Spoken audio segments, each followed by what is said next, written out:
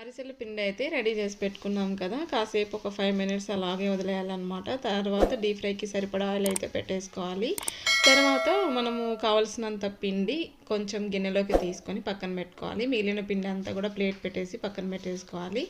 తర్వాత ఇక్కడ ఆయిల్ అంతా ఇట్లా గట్టిగా ప్రెస్ చేయడానికి నేను ఇలా అరేంజ్ చేసి పెట్టుకున్నాను. ఆల్రెడీ కొన్ని రెడీ చేసి పెట్టేసామన్నమాట.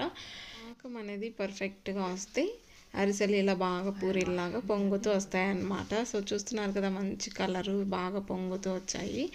మనం అందులో ఉన్న ఆయిల్ అంతా కూడా ఇలా రెడీ చేసి పెట్టుకున్నాను అనమాట. సో ఇట్లా జాలి గరిట పెట్టేసి మనం రెడీ చేసుకున్న అరిసెని దానిపైన పెట్టేసి గిన్నెతో గట్టిగా ప్రెస్ చేస్తే అందులో ఉన్న ఆయిల్ మొత్తం కూడా కింద బౌల్లోకి పడిపోతుంది అనమాట.